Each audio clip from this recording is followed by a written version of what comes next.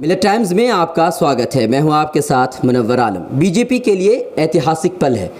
Triple طلاق بل راجیہ سبھا سے پاس ہو گیا ہے. بڑی خوشی کی بات ہے بی جے پی والوں کے لیے. لیکن کیا یہ واقعی مسلمان اور مسلم مہیلاؤں کے لیے واقعی بہت ہی بہتر ہے؟ یہ کہا جا رہا ہے کہ یہ سشکتیکرن امپاورمنٹ کا ایک ذریعہ بنے گا. کہ واقعی یہ بات صحیح ہے؟ انہیں چیزوں کے بارے میں جاننے کے لیے ہم مسلم رہنما president Abul Kalam Azad Islamic awakening centre نئی دلی، رئیس ہیں، مدرس ہیں، مطلب ٹیچر ہیں جامعہ اسلامیہ سنابل نئی دہلی کے، بہت بڑے رہنما بھی مانے جاتے ہیں، ملی رہنما، انہیں سے ہم بات کرنے کے لیے آئے ہیں. محمد رحمانی مدنی صاحب ہمارے ساتھ موجود ہیں. آئیے ہم ان سے آپ کی ملاقات کرواتے ہیں، ان سے چیزوں کے بارے میں جانتے ہیں. شیخ بہت بہت سواگت ہے ملت ٹائمز میں. مجھے بڑی خوشی ہے کہ آپ نے کچھ وقت میرے لیے نکالا ہے، اور ایک ایسا مسئلہ جو اس وقت سیاسی مسئلہ بن گیا ہے، در حقیقت وہ دینی مسئلہ ہے اور اس کو سیاست کا رنگ دیا گیا ہے. اور میں سمجھتا ہوں کہ خود مسلم رہنما اس کے مجرم ہیں کہ انہوں نے اس کو سیاسی رنگ دینے کا موقع دیا. تو کس طرح سے مسلم رہنما اس کے لیے ذمہ دار ہیں؟ کیوں آخر کیا وجہ ہے؟ یہ مسئلہ کوئی نیا مسئلہ نہیں ہے. طلاق ثلاثہ کا مسلم پرسنل لا بورڈ سے میرے والد گرامی مولانا عبدالحمید صاحب رحمانی کا بڑا گہرا تعلق رہا. انہوں نے مسلم پرسنل لا بورڈ کے لیے بڑی حمایتی کام کیے اور اس کے لیے دوڑ بھاگ کی. اس کے سلسلے میں بہت سارے رسائل نکالے اس کی حمایت میں، اور ایک دور میں یہ مسئلہ پہلے بھی اٹھ چکا ہے کہ طلاق ثلاثہ کا مسئلہ کیسے حل کیا جائے. لیکن ہمارے سامنے جو شریعت کا اصول ہے وہ یہ ہے کہ جب ہم کسی مسئلے میں اختلاف کرتے ہیں تو ہمیں قرآن حدیث اور صحابہ کرام کے اقوال کی جانب رجوع کرنا چاہیے. طلاق کا مسئلہ 1400 سال سے اس جماعت سے متعلق اگر پوچھیں جس جماعت سے میرا تعلق ہے، جو سلفی اور حدیث جماعت ہے، تو 1400 سال سے ہمارا موقف صحابہ کرام ہی کے دور سے یہ ہے کہ ایک مجلس کی 3 طلاق ہوں یا 30 طلاق ہوں، یہ ایک شمار کی جائے گی. اور شرعی طور پر اگر کوئی اپنی بیوی کو طلاق دینا چاہتا ہے تو پہلے تو اس کو اگنور کرنا چاہیے، ان چیزوں کو ختم کرنے کی جو ابھی بل پاس ہوا ہے اس میں تو چاہے کتنا بھی طلاق دے دے، ایک مطلب ایک وقت میں 3 ہوں 4 ہوں، لیکن طلاق ہوگا ہی نہیں. اس پر کیا آپ لوگ مطلب؟ نہیں، اصل تو یہی ہے کہ طلاق ایک بار میں کتنی بھی دی جائے وہ طلاق مانی جائے گی، لیکن ایک مانی جائے گی. لیکن جو ابھی بل آیا ہے اس میں تو کہہ رہے ہیں وہ ایک رجحان ہے اور ایک فتویٰ ہے بعض علماء کا کہ جو طلاق بدعی ہے اس کو سرے سے کالعدم مانا جائے. لیکن صحیح بات قرآن و حدیث کی یہ ہے کہ اس کو ایک شمار کیا جائے گا اور اس کے بعد 3 مہینے کے اندر رجوع کرنے کی گنجائش موجود ہوگی. اور 3 مہینے تک بھی کسی نے رجوع نہیں کیا تو وہ بلا کسی کنڈیشن کے نکاح جدید کے ذریعے سے اپنی بیوی کو واپس لے سکتا ہے. جو شریعت کا مسئلہ ہے وہ یہ ہے. سپریم کورٹ کی مناہی کے بعد پھر سے 100 سے زیادہ کیسز طلاق کے آ گئے. تو حالانکہ سپریم کورٹ نے منع کر دیا کہ اب طلاق مت دیجیے، باوجود اس کے 100 سے زیادہ کیسز آ رہے ہیں 2-3 مہینے میں. تو آپ کو کیا لگتا ہے کہ اس میں مسلم رہنماؤں کی کمی ہے یا مسلم جو بھی ملی تنظیموں سے ریلیٹڈ جو بھی لوگ ہیں ان کی کمی ہے؟ میرا اپنا ماننا یہ ہے کہ ہمارے معاشرے میں جو بھی چیزیں ایسی ہیں جو ہمارے خلاف جا رہی ہیں وہ ہمارے مورل سسٹم کی کمزوری ہے، ہمارے اخلاقیات کی کمزوری ہے، اور ہمارے قائدین کی ملت کے اوپر سے جو ذمہ داری ہوتی ہے اس ذمہ داری میں کہیں نہ کہیں کوتاہی ہے، جس کے نتیجے میں یہ چیزیں آ رہی ہیں. یقینی بات ہے کہ طلاق کے مسائل کا بڑھنا یہ اس بات کی دلیل ہے کہ مسلمان دین سے دور ہو چکا ہے. کیونکہ طلاق کا تصور اسلام میں بہت ریئر اور بہت ہی شاذ معاملات میں پایا جاتا ہے کہ آدمی کے لیے ایک کنڈیشن رکھی گئی کہ وہ مجبور ہے، اب نباہ نہیں ہو سکتا تو وہ 3 مہینے کے اندر طلاق دے سکتا ہے 3 مرتبہ. اس کو 3 مہینے کی کنڈیشن رکھی گئی ہے. لیکن یہ طلاق کے واقعات کا بڑھنا یا سپریم کورٹ کے فیصلے کے بعد بھی اس کی تجویز کے بعد بھی 100 مسائل جیسا کہ آپ کہہ رہے ہیں آ جانا، یہ اس بات کی دلیل ہے کہ ہماری قیادت یقیناً کمزور ہے. اچھا، مسلم مہیلاؤں کی جہاں تک بات ہے وہ طلاق نہیں دے سکتی، صرف مرد دے سکتے ہیں. لیکن ان کا جب من ہوتا ہے موبائل سے ہو یا کیا کہ واٹس ایپ سے ہو وہ طلاق دے دیتے ہیں. کیا اس طرح سے جو اس طرح کے معاملات پیش آتے ہیں یہ طلاق کے ساتھ کھلواڑ ہے؟ آپ نے 2 چیزیں یہاں پر کہی ہیں. ایک تو کہ مسلم مہیلائیں طلاق نہیں دے سکتی، مرد صرف طلاق دے سکتے ہیں، یہ آپ کا کہنا غلط ہے. اسلام نے دونوں کو مکمل اختیار دیا ہے، اور मर्द के लिए 3 महीने की मुद्दत मुतय्यन की कि वो 3 तलाक 3 महीने के अंदर दे, जो शरई तरीक़ा है। और औरत के लिए खुला का तरीक़ा रखा है कि औरत जब चाहे अपने शौहर से, अगर वो आजिज़ आ चुकी है या कुछ मसाइल इस तरह के हैं जो हल होने वाले नहीं हैं, तो ऐसी सूरत में वो 2 गवाहों को बैठा करके और जो भी काजी है या जो भी ज़िम्मेदार है, मुसलमानों का कायद है, उसके सामने बैठ करके वो अपना निकाह फस कर सकती है, महर की रकम वापस करके। औरत को भी मुकम्मल इख्तियार दिया गया है अलग होने का। इस वजह से पहली बात तो ये है कि ये कहना गलत है कि औरत को इख्तियार नहीं है। दूसरी बात ये है कि जो लोग ये कहते हैं कि हम तलाक व्हाट्सएप से या सोशल मीडिया के ज़रिए या फासले पर बैठ करके दे देते हैं, फासले पर अगर काबिल एतमाद अफराद मौजूद हैं, दोनों जानिब गवाह मौजूद हैं और दोनों जानिब काबिल एतमाद अफराद मौजूद हैं जो ये देख रहे हैं कि शौहर उधर से तलाक दे रहा है और बीवी को इधर तलाक का पैगाम मुकम्मल तरीके से मिल रहा है, तब तो इस पर एक बार नज़र सानी की जा सकती है कि ये मसला दुरुस्त हो सकता है। लेकिन अगर गवाह नहीं है कि शौहर का जब मन हुआ, जब उसके दिल में बात आई, उसने उठा करके व्हाट्सएप उठाया या सोशल मीडिया उठाया और बीवी के पास तलाक का पैगाम भेज दिया, ये तरीक़ा क़तअन गलत है, इसकी कोई गुंजाइश मौजूद नहीं है।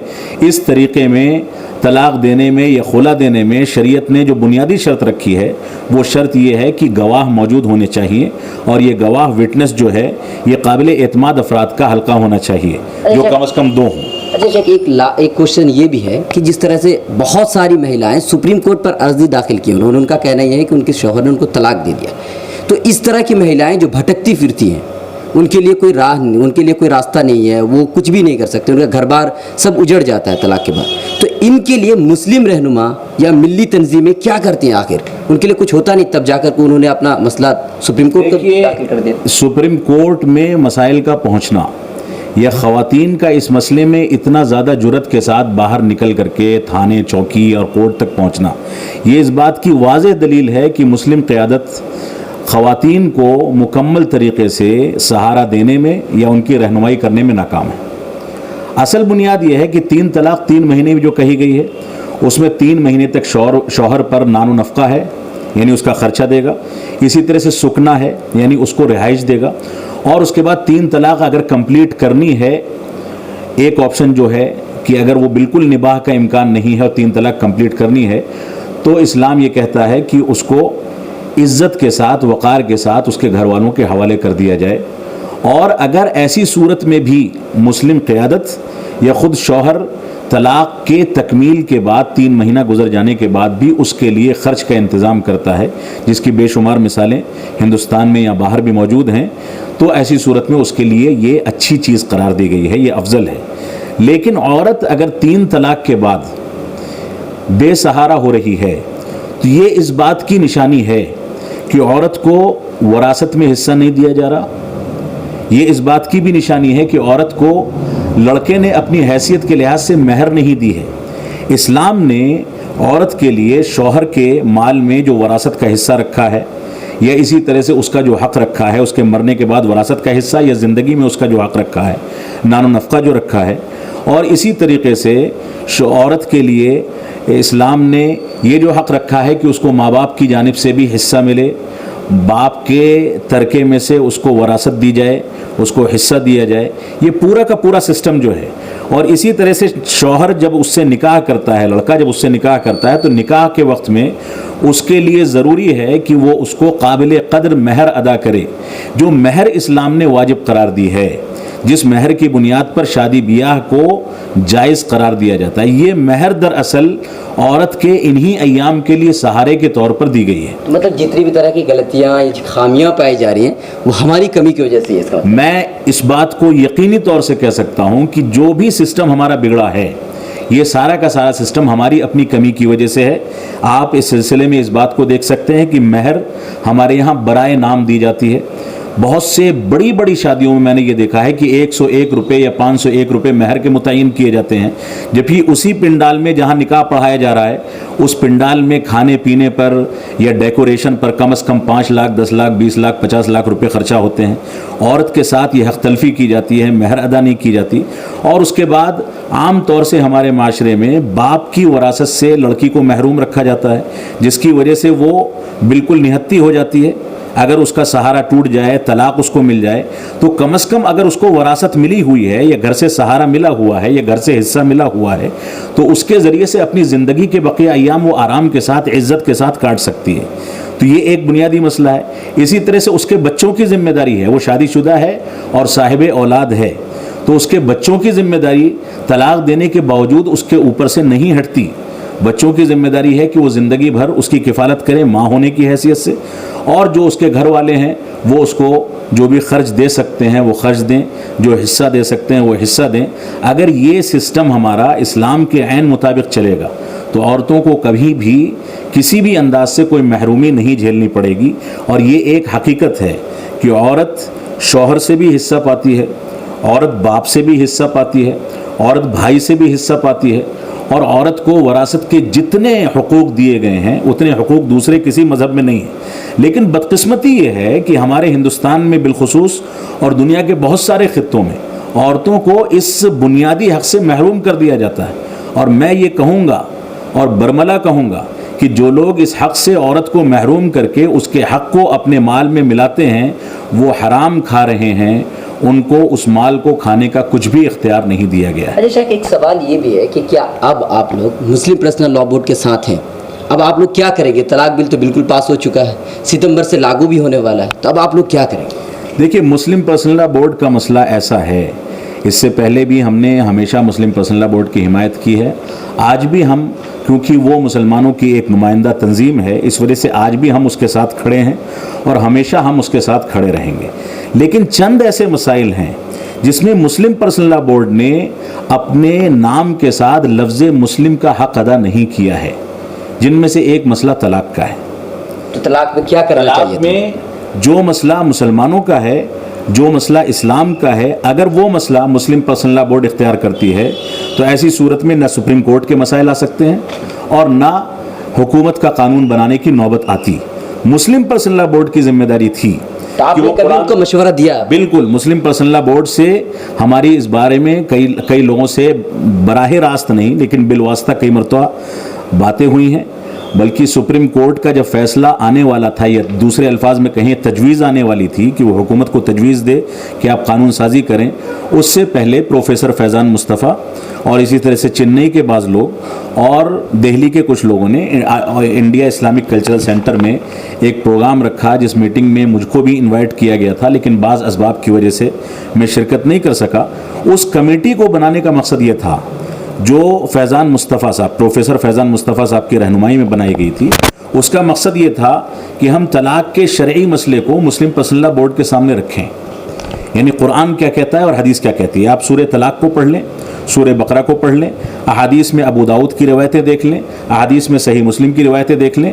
اللہ کے رسول صلی اللہ علیہ وسلم نے وضاحت کے ساتھ فرمایا ہے, آپ کے سامنے کہا گیا, ایک صحابی رسول نے کہا کہ میں نے اپنی بیوی کو 3 مرتبہ لفظ طلاق کے ذریعے طلاق دے دی ہے. اللہ کے رسول صلی اللہ علیہ وسلم نے فرمایا کہ میں اچھی طرح جانتا ہوں کہ تم نے 3 مرتبہ طلاق دی ہے, لیکن اس سے رجوع کر لو, اس سے رجوع کر لو. یہی واقعہ صحیح مسلم کے اندر موجود ہے جو ابن عمر رضی اللہ تعالیٰ عنہما کا ہے. حضرت عمر نے اللہ کے رسول رضی اللہ تعالیٰ عنہ نے اللہ کے رسول صلی اللہ علیہ وسلم سے شکایت کی کہ میرے بیٹے نے اب میری بہو کو طلاق دے دی ہے, میں اس کے ساتھ کیا کروں؟ آپ نے فرمایا کہ اس کو کہو کہ رجوع کر لے, پھر بھی طلاق دینا چاہتا ہے تو دوسرے مہینے میں دوسری طلاق دے, پھر سے رجوع کر لے, اور پھر بھی طلاق دینا چاہتا ہے تو احسن طریقے سے تیسرے مہینے میں تیسری طلاق دے کر کے اس کو وداع کر دے. یہ طریقہ اصل میں اسلام نے اختیار کیا ہے. ہم نے یہ تجویز رکھی تھی پروفیسر فیضان مصطفیٰ کے سامنے بالواسطہ کہ یہ مسئلہ مسلم پرسنل لاء بورڈ کے سامنے رکھا جائے کہ قرآن کیا کہہ رہا ہے, حدیث کیا کہہ رہی ہے. یہاں پر مسلم پرسنل لاء بورڈ اپنے وسعت ظرفی کا ثبوت دے کر کے یہ ثابت کرے کہ وہ واقعی میں مسلم پرسنل لاء بورڈ ہے, وہ حنفی پرسنل لاء بورڈ نہیں ہے کہ صرف فقہ حنفی کے مطابق وہ فیصلہ کرے. مسلم پرسنل لاء بورڈ کے اراکین میں رافضہ بھی ہیں, شیعہ بھی ہیں, اس میں اہل حدیث بھی ہیں, اس میں شافعی بھی ہیں, اس میں مالکی بھی ہیں, اس میں احناف بھی ہیں.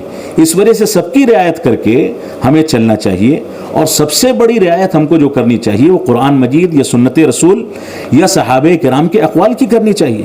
کیونکہ ہمارا یہ ایک ایسا مسئلہ ہے جس میں ساری کی ساری ملتیں, سارے کے سارے مسالک متحد ہو سکتے ہیں, جس چیز پر متحد ہو سکتے ہیں وہ قرآن اور حدیث ہے اور صحابہ کرام کے اقوال ہیں. تو پروفیسر فیضان مصطفیٰ کے ذریعے یہ چیز رکھی گئی. انہوں نے بہت کوششیں کی کہ سپریم کورٹ میں آخری سنوائی سے پہلے ہم یہ پٹیشن داخل کر دیں کہ ہمارے پاس ایسے مکاتب فکر موجود ہیں جو ایک مجلس کی 3 طلاق کو ایک شمار کرتے ہیں اور یہی قول ہماری نظر میں راجح ہے، لہٰذا اس قضیے کو یہیں ختم کر دیا جائے. اگر یہ چیز سپریم کورٹ کی تجویز سے پہلے منظوری پا جاتی تو ایسی صورت میں بی جے پی گورنمنٹ کو یا جن کو آج ہم یہ کہتے ہیں کہ انہوں نے جان بوجھ کر کے ایسا کیا ہے، ہماری دشمنی میں کیا ہے، ان لوگوں کو یہ موقع فراہم نہیں ہوتا. تو موقع فراہم کرنے میں ان کو موقع کی تلاش تھی اور ہم نے موقع فراہم کرنے کے مواقع دیے، جس کی وجہ سے ان کو موقع کی تلاش میں آسانی. غلطی تو ہو چکی ہے، اب تو بل بھی پاس ہو چکا ہے، لیکن اب راستہ کیا ہے؟ اگر اب آپ کے بھی نظر میں یا ان کے بھی نظر میں سب کی نظر میں تو یہ طلاق جو ہے، آپ کی نظر میں چاہے 3 طلاق ایک ہی ہو، ان کی نظر میں 3 طلاق ہے، لیکن اب جو بل آیا ہے اس میں تو بالکل یہ کہا گیا کہ کوئی طلاق نہیں ہوگا. دیکھیے ہمارے پاس، میں سمجھتا ہوں کہ ہمارے پاس ہمارے جو افتاء کی کمیٹی ہے اس کے پاس ہزاروں فتوے ایسے موجود ہیں. کتنے ایسے کپلز ہیں جو یہاں پر آئے، ان کا تعلق علماء احناف سے یا مسلک حنفی سے ہے، لیکن جب وہ عاجز آ گئے کہ ان کو ہر جگہ سے رائے مشورہ یہ دیا گیا کہ طلاق مکمل ہو گئی، تو لوگوں نے یہ کہا کہ جماعت حدیث کے پاس جائیں، رحمانی صاحب کے پاس جائیں، وہ آپ کے مسئلے کا حل کریں گے. بے شمار ایسے لوگ موجود ہیں جن کے مسائل ہمارے پاس آئے.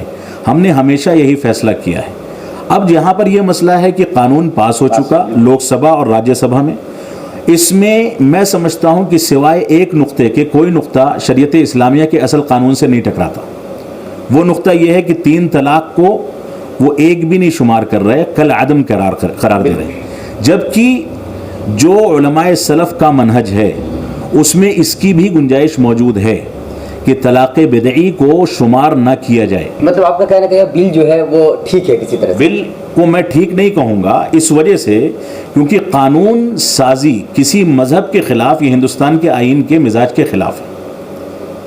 اس وجہ سے میں یہ نہیں کہوں گا کہ بل ٹھیک ہے، لیکن بل کے ذریعے سے جو چیزیں سامنے آ رہی ہیں وہ کم از کم قرآن و حدیث سے تقریباً قریب ہیں، بہت حد تک قریب ہیں.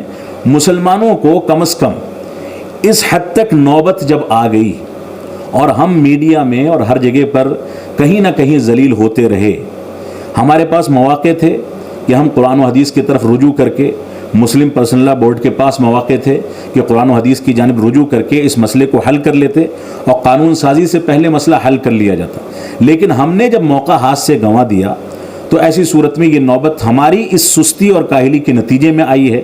اب قانون سازی ہو چکی ہے تو میں سمجھتا ہوں کہ مسلمانوں کو ڈرنے کی ضرورت نہیں ہے، گھبرانے کی ضرورت نہیں ہے. مسلمان ایک دلیر قوم ہے، مسلمان زندہ قوم ہے، مسلمان قرآن و سنت کی حامل قوم ہے. تو مسلمانوں کو اب اپنے خاندانی مسائل کو اخلاقی سطح پر اور شرعی سطح پر اوپر اٹھانا چاہیے اور ان کو اپنے خاندان کی اسلامی تربیت پر غور کرنا چاہیے. ایک سوال یہ ہے کہ راجیہ سبھا میں جب بل پاس ہو رہا تھا تو اس پر کئی مسلم رہنما وہاں پر موجود نہیں تھے، یا کئی سیکولر پارٹیز کے ممبر وہاں پر موجود نہیں تھے، یا یوں کہہ لیجئے کہ وہ پارٹیاں جن کا ہم 1947 کے بعد سے سیکولر قرار دے رہے ہیں اور ان کا ساتھ دیتے آئے ہیں.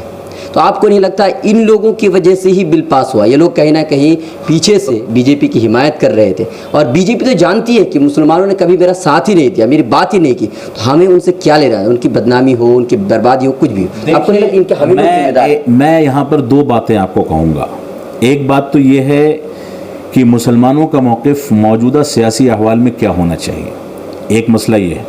دوسرا مسئلہ جو واک آؤٹ کیا گیا ہے راجیہ سبھا سے، یہ مسئلہ ہے. بنیادی طور سے مسلمانوں کو جمہوری حق ہے کہ وہ الیکشن میں کسی پارٹی کی حمایت کریں یا کسی پارٹی کی مخالفت کریں، لیکن شرعی طور پر یا اخلاقی طور پر یا ملک کے آئین کے طور پر یا ملک کے ماحول کے طور پر ان کی یہ بھی ذمہ داری ہے کہ اگر وہ الیکشن کے زمانے میں کسی پارٹی کو ہرانے یا جتانے میں کامیاب نہیں ہو سکے تو جو پارٹی اقتدار میں آتی ہے اس پارٹی سے ان کو قربت اختیار کر کے چلنا چاہیے قوانین کی بنیاد پر.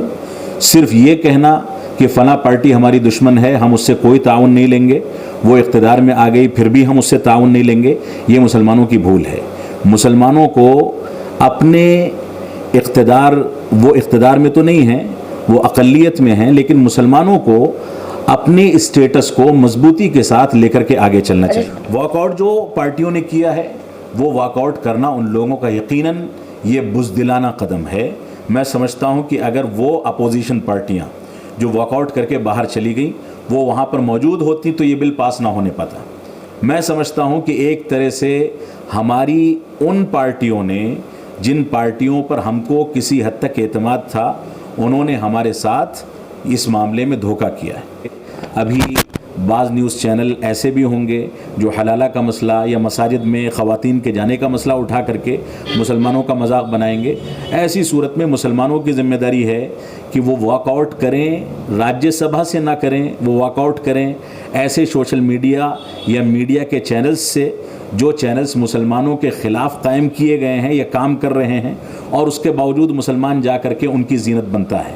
مسلمانوں کی ذمہ داری ہے کہ اپنے آپ کو وزندار قوم ثابت کریں, تعلیمی میدان میں مضبوط ہوں, بچوں کے لیے بہتر سے بہتر تعلیمی سسٹم بنانے کی کوشش کریں تاکہ ہماری نئی نسل آگے چل کے اسلام کو بھی سمجھ سکے, ملک کے آئین کو بھی سمجھ سکے, ملک کے مزاج کو بھی سمجھ سکے, اور ملک کے اندر جو بھی قومی زندگی گزار رہی ہے ان کے سامنے اسلام کی ترجمانی کر سکے. آپ یہ کہہ رہے ہیں کہ مطلب ایک نیا سسٹم آنا چاہیے تعلیمی نظام میں بھی, تو کیا آپ نے اپنے مدرسے میں کوئی نیا سسٹم چالو کیا جس سے دو طرح کی نئے سسٹم سے مراد یہ ہے کہ سسٹم ہمارے پاس بہت سارے ہیں لیکن سسٹم برائے نام ہیں.